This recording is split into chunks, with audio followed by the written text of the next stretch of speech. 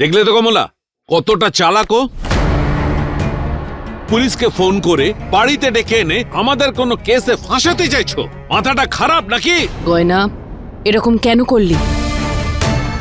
আরে ও কি কথা বলবে?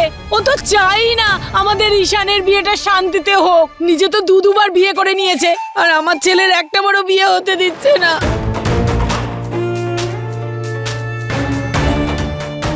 তোমরাই বলো ঈশা কি ভাববে আমাদের ব্যাপারে? বাড়ির লোকেরা জানে না যে ও আয়ুষ্মান নয়, বিরাজ। সেই জন্যই গয়না পুলিশ ডেকেছে, কারণ ও অন্য কিছু চায়, আর এই বিরাজ এখন ওকে ফাঁসিয়ে দিচ্ছে। প্লিজ তোমরা গয়নাকে কেউ কিছু বলো না। আমি জানি ও যা কিছু করেছে সেটা ভুল, কিন্তু এই সব কিছু ইচ্ছে করে করেনি। এসব কিছু ভুল করে করেছে। ভুল করে? কি বলতে চাইছিস তুই আয়ুষ্মান? আমি এটাই বলতে চাইছি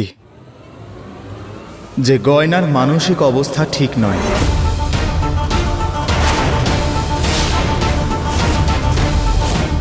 কি?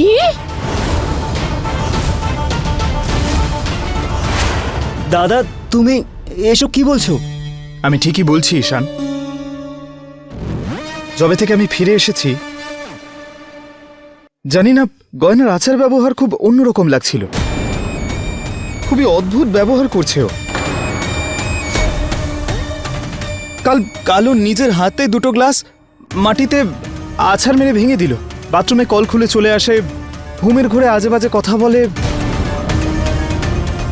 জানি না সারাক্ষণ অন্যমনস্ক থাকে। আমার খুব অদ্ভুত লাগছিল এইসব। কিন্তু যখন আমি গয়নাকে দেখি যে ইন্সপেক্টরকে ফোন করছে, তখন আমার বিশ্বাস হলো যে ওর মানসিক অবস্থা ঠিক নেই। এসব কি বলছো তুমি? কিচ্ছু হয়নি আমার, আমি ঠিক আছি, একদম ঠিক আছি। কি হয়েছে আমার? শান্ত হও গয়না। আমি জানি তোমার হয়তো এইসব কিছু মনে নেই। আমি একজন ডক্টর। অনেক সময় পেশেন্টের এইরকম অবস্থায় কোনো কিছু মনে থাকে না, তারা সবকিছু ভুলে যায়। হয়তো তুমি এটাও ভুলে গেছো যে তুমি ইন্সপেক্টরকে ফোন করেছিলে। ব্যাস বন্ধ করো তুমি এইসব।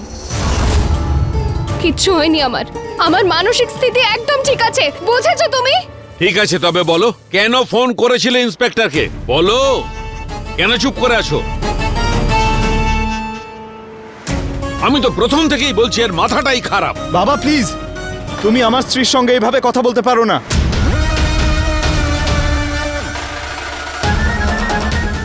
ওর মাথা খারাপ হয়ে যায়নি, ওর একটা অসুখ হয়েছে। আর তোমার অন্তত বোঝা উচিত পেশেন্টের সঙ্গে কি রকম ব্যবহার করতে হয়। গয়না, আমি জানি তোমার পক্ষে বিশ্বাস করাটা খুবই কঠিন, কিন্তু আমি শুধু তোমাকে সাহায্য করার চেষ্টা করছি। তোমার চিকিৎসার জন্য, পরিবারের সুরক্ষার জন্য মেন্টাল অ্যাসাইলাম থেকে আমি একটা ডক্টরের টিমকে দেখেছি। ওরা খুব ভালো করে তোমার পরীক্ষা করবে, আর এটা প্রমাণও হয়ে যাবে যে তোমার মানসিক অবস্থা ঠিক নেই। আর আমরা তারপর তোমার চিকিৎসা শুরু করতে পারবো।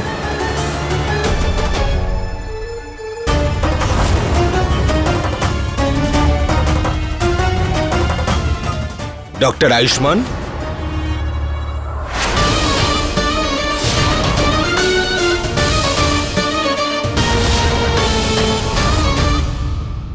খুব ভালো হয়েছে ডাক্তারবাবু আপনি এসেছেন। এই সেই পেশেন্ট যার কথা আপনাকে আমি বলেছিলাম। আপনি না খুব ভালো করে পরীক্ষা করুন ওর, আর তারপর রিপোর্ট যাই হোক না কেন আমাদেরকে বলবেন প্লিজ। কিচ্ছু হয়নি আমার, আমি ঠিক আছি, আমার কিচ্ছু হয়নি, আমি ঠিক আছি। আরে গয়না ছাড়ো প্লিজ। আমাকে, আমার কিচ্ছু হয়নি। নিজের এই নাটকটা বন্ধ করো তুমি। মানসিক স্থিতি আমার নয়, তোমার খারাপ হয়েছে। ডাক্তারবাবু প্লিজ ওকে নিয়ে যান, ওর মেন্টাল কন্ডিশন ঠিক নেই, প্লিজ ওকে নিয়ে চলো। না ডক্টর, আমি একদম ঠিক আছি। আরে আমার কিচ্ছু হয়নি, এটা কি করছেন? আমায় ছেড়ে দিন, আমি একদম ঠিক আছি। এসব কি হচ্ছে কমলা মা? আমি একদম ঠিক আছি।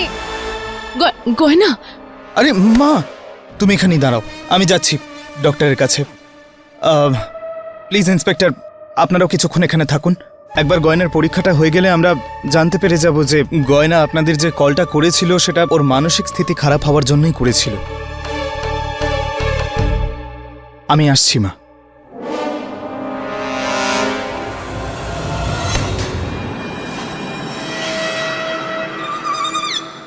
এই নাও, আর নিজেদের মধ্যে ভাগ করে নিও। আর যেমনটা বলেছি নিচে গিয়ে ঠিক তেমনটাই বলবে। আচ্ছা ঠিক আছে, যাও, বাইরে গিয়ে আমার জন্য অপেক্ষা করো। ওকে।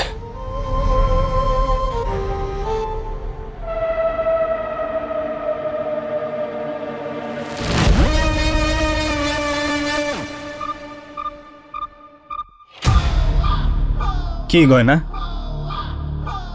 তোমার কি মনে হয় তুমি তোমার আয়ুষ্মান বাবুকে খোঁজার জন্য বাড়িতে পুলিশ ডেকে নিয়ে আসবে আর আমি জানতেই পারবো না?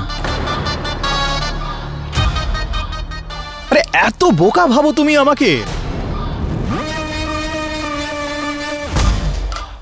আমার নজর সব সময় তোমার উপরেই থাকে, আর আমি আশা করছি তুমি হয়তো বুঝতে পেরেই গেছো যে তুমি যত চালাকি করো না কেন তোমার আয়ুষ্মানকে খুঁজে পাবে না তুমি। এই বিরাজ বারবার আমার গয়নাকে কেন বিরক্ত করছে? একবার আমি এখান থেকে বেরোই, তারপর ওকে ছাড়বো না আমি। গয়নাকে দেওয়া প্রতিটা কষ্টের জন্য প্রতিশোধ নেব ওর থেকে। যে নোংরা খেলাটা খেলছো বিরাজ তুমি আমার সঙ্গে, সেটা এক্ষুনি থামিয়ে দাও। তোমার কি মনে হচ্ছে তুমি নকল ডাক্তারদের ডেকে ওদের টাকা দিয়ে বাড়ির লোকের সামনে এটা প্রমাণ করে দেবে যে আমার মাথা খারাপ আর আমি চুপ করে থাকবো? না, আমি এক্ষুনি গিয়ে সবাইকে সত্যিটা বলে দেবো যে তুমি আমার সঙ্গে কি খেলা খেলছো।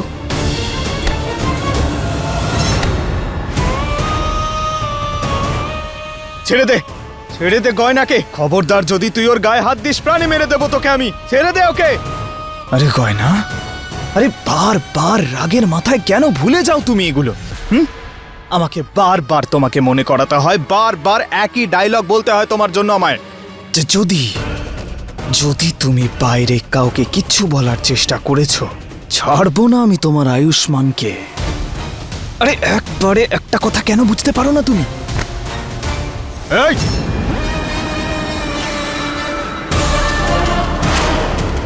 ওই ছুরিটা দেখতে পাচ্ছ?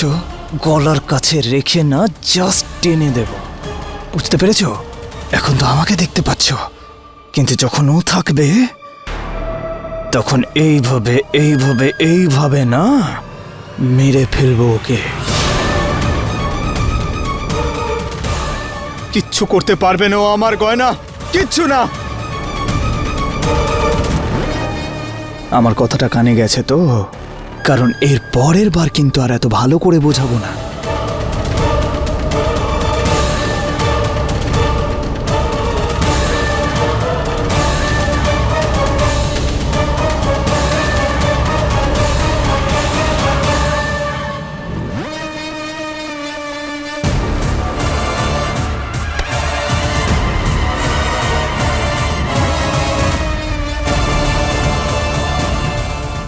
দাঁড়া, এভাবে লুকিয়ে লুকিয়ে আঘাত করছিস কেন? সাহস থাকলে সামনে আয়।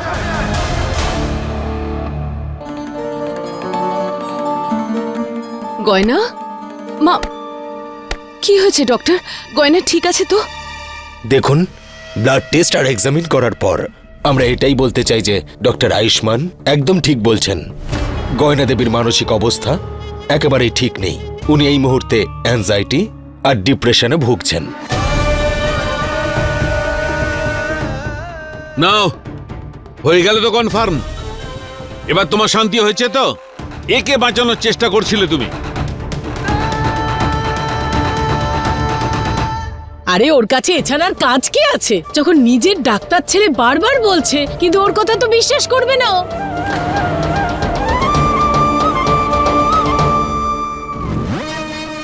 ইন্সপেক্টর, আপনার কাছে তো প্রমাণ হয়ে গেছে যে গয়না যে আপনাকে কল করেছিল সেটা ভুল করে করেছিল। আর গয়নার তরফ থেকে আপনার কাছে আমি ক্ষমা চাইছি। I am really sorry. কোনো ব্যাপার না, আপনি ওনার খেয়াল রাখবেন হ্যাঁ, যাতে দ্বিতীয়বার এরকম না হয়। আমি আসছি। Thank you. Thank you doctor. কোনো কিছুর প্রয়োজন হলে আপনাকে আবার ডাকবো আমি। Thank you.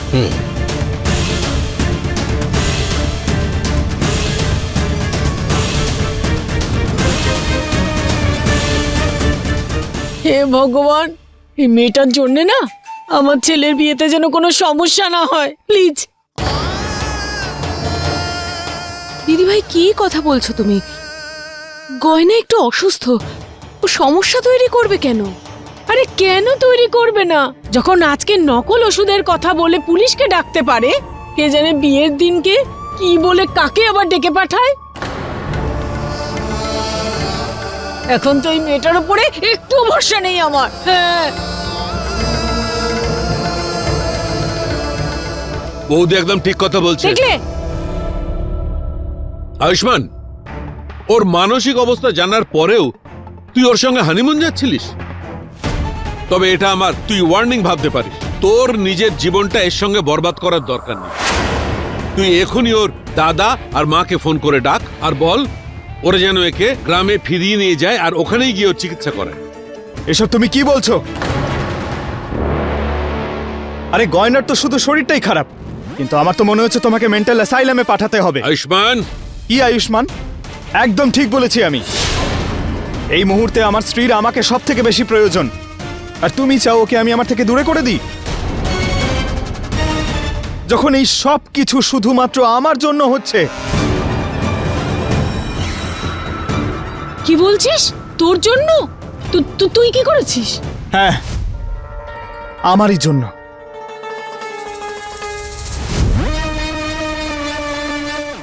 এতদিন আমি গয়নার থেকে দূরে ছিলাম, একা একা কত কষ্ট পেয়েছে ও, আমাকে ভেবে ভেবে কত কেঁদেছে ও।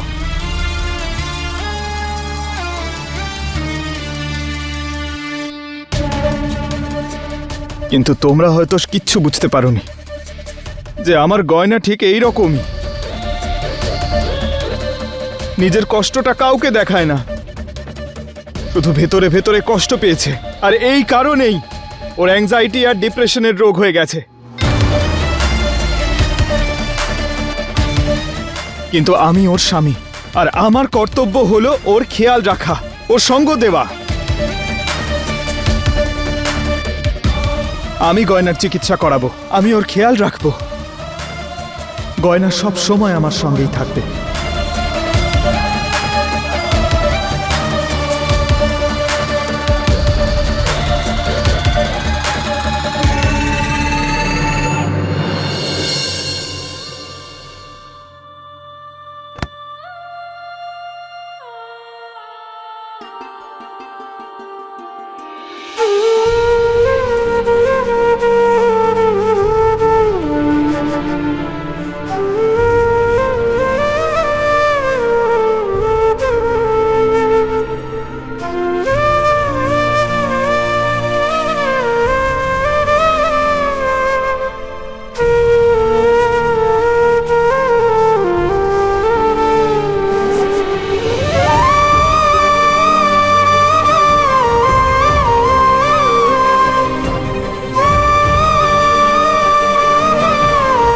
ডাক্তারবাবু, আপনি আবার আমার থেকে দূরে কেন চলে গেলেন?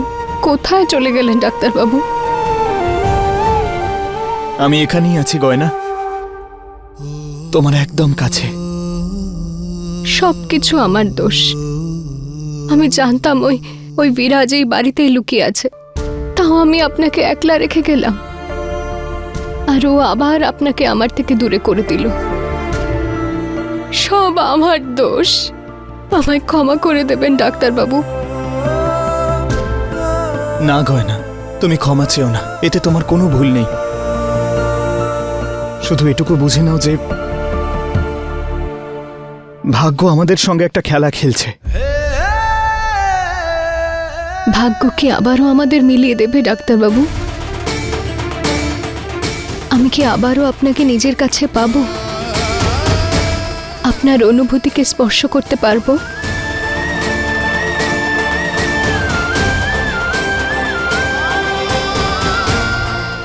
হ্যাঁ গয়না, এমনটা নিশ্চয়ই হবে।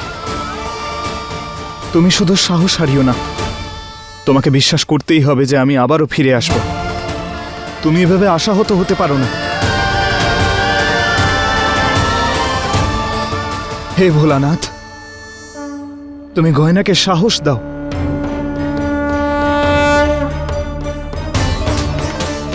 এই মুহূর্তে ওর ধৈর্য হারিয়ে ফেলছে, তুমি ওকে ধৈর্য দাও।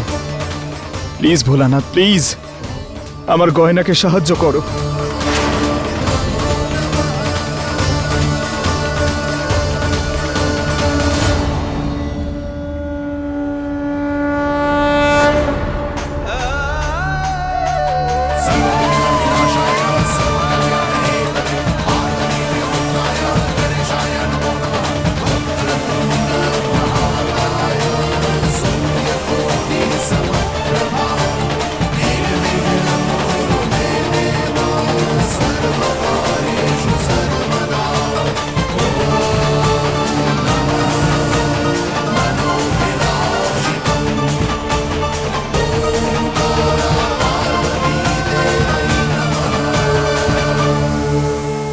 ভোলানাথ, আমি আপনার ইঙ্গিত বুঝেছি। আমার এইভাবে কষ্টে ভেঙে পড়া একদম উচিত নয়। আমি এইভাবে আশা ছেড়ে দিতে পারি না যে ডাক্তারবাবুকে আমি পাবো না। আমাকে যে কোনোভাবে ডাক্তারবাবুকে খুঁজতেই হবে। হ্যাঁ হ্যাঁ গয়না, তোমার আমাকে খুঁজতেই হবে। আর আমি জানি তুমি আমাকে খোঁজার কোনো না কোনো পথ অবশ্যই খুঁজে পাবে। শুধু সাহস হারিয়ে ফেলো না। এই বিরাজ অনেক খেলা খেলেছে আমার সঙ্গে, আমাকে বাধ্য করে দিয়েছে। কিন্তু এবার আমাকে আবার প্রথম থেকে সব জিনিসকে এক এক করে জুড়তে হবে। যে এই বিরাজ আমাদের বাড়িতে এলো কেন?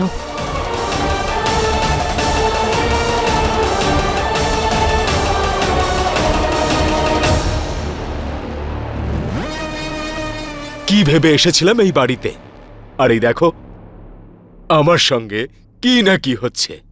আরে আমি তো ভেবেছিলাম যে তোমার উপর প্রতিশোধ নেব, কিন্তু তার আগে গয়না আমার জীবনে চলে এলো।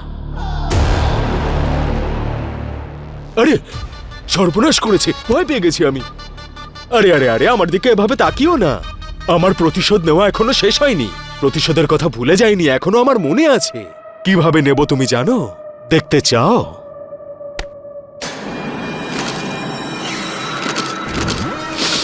এই কাগজগুলো সুগন্ধ না একদম অন্যরকম। কাগজগুলো দেখতে পাচ্ছ?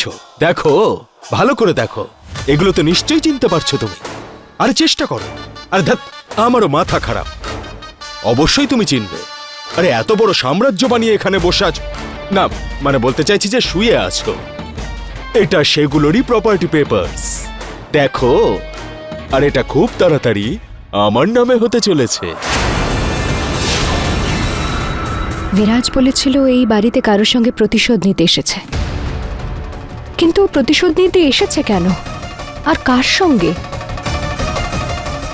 ও কিভাবে সংযুক্ত আমাদের পরিবারের সঙ্গে?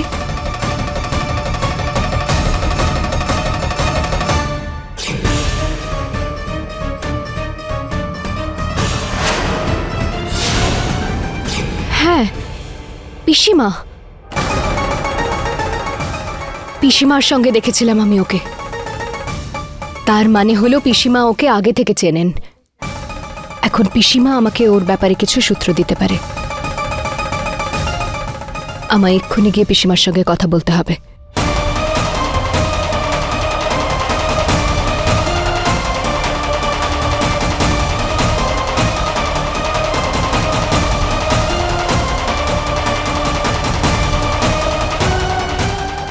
চলো এবার তাড়াতাড়ি এই কাগজগুলোর উপর তুমি সাইন করে দাও। করো।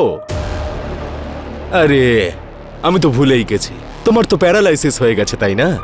তাই তুমি আঙুলের ছাপ দাও, আর আঙুলের ছাপ দিয়ে এগুলো সব আমার নামে করে দাও। তাড়াতাড়ি করো।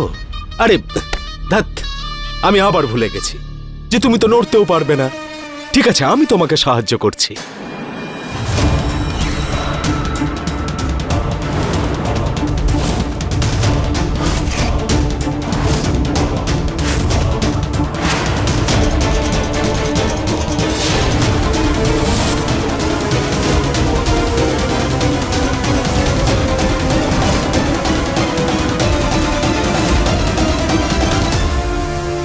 শাবাশ। আর মা, তোমার ছেলেকে আশীর্বাদ করো মা। আর অসংখ্য ধন্যবাদ। আর তোমাকেও অনেক শুভেচ্ছা যে তোমার ছেলে এই সমস্ত প্রপার্টির মালিক হয়ে গেছে। শুধু তাই না, অনেক রাজত্ব করে ফেলেছো তুমি। এবার আমার পালা বিরাজের রাজত্ব করার। আর আমার কি মনে হয় জানো, যে আমার প্রতিশোধ পূরণ হয়ে গেছে। তাই এখন তোমার কোনো প্রয়োজনই নেই আমার, বুঝলে?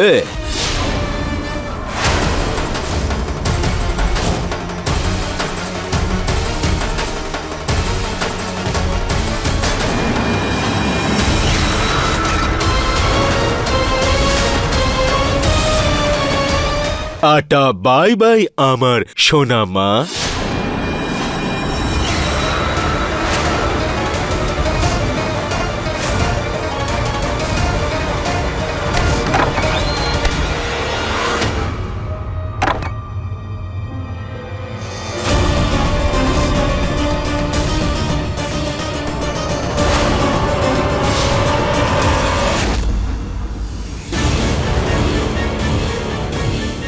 পিসিমা আপনি ঠিক আছেন তো? এটা কি করছো তুমি? ছাড়ো! আরে তোমার সাহস কি করে হলো পিসিমাকে আঘাত করার? কতবার তোমাকে বলেছি যে আমার কোনো কাজে তুমি ভুলেও নাক গলাতে এসো না, কিন্তু তুমি তো আমার কোনো কথাই শোনো না। চলে যাও এখান থেকে, আর আমাকে আটকানোর চেষ্টাও করো না, বুঝলে? যাও বলছি।